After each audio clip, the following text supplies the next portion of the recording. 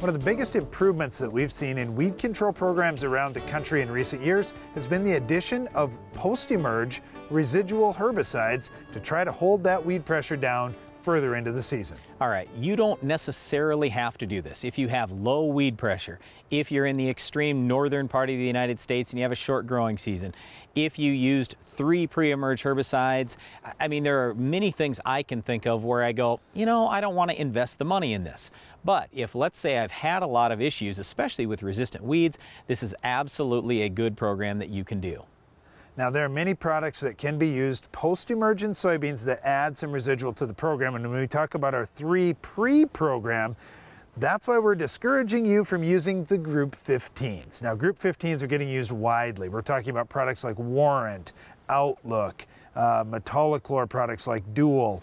They're great to add to one of your post-emerge applications where you've got something in there that burns down the weeds that are up.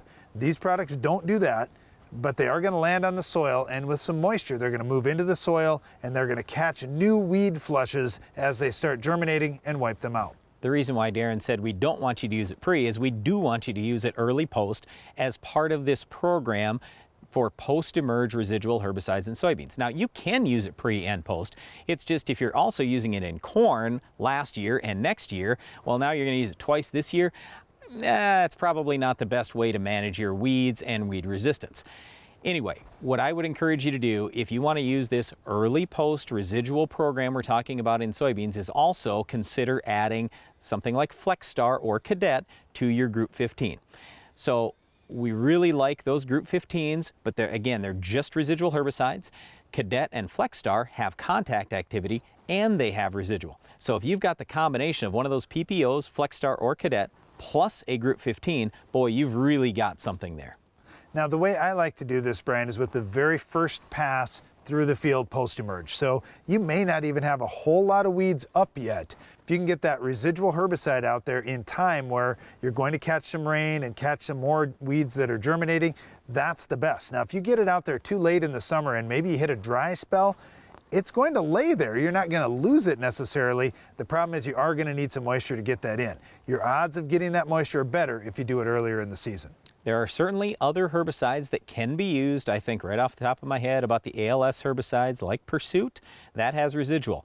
First Rate is another one, ALS herbicide, that has residual. But the problem is those products aren't real great on the resistant weeds, the Roundup resistant weeds that we're usually after, including mare's tail, kochia, lamb's quarters, ragweed, and water hemp and palmer pigweed. Now, when it comes to adding cost, here's another thing that growers are rightly concerned about this year. I just can't add a whole lot of cost to my soybean program. It's going to be tough to make money on beans.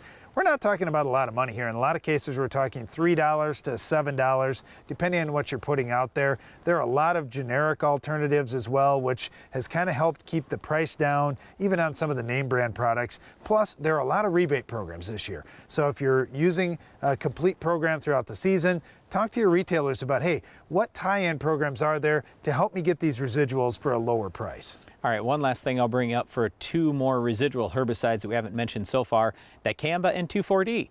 If you have tolerant crops to either dicamba or 2,4-D, you can get roughly a week's worth of residual out of those. So yes, it's not great, but it is certainly more than what Roundup or Liberty will give you.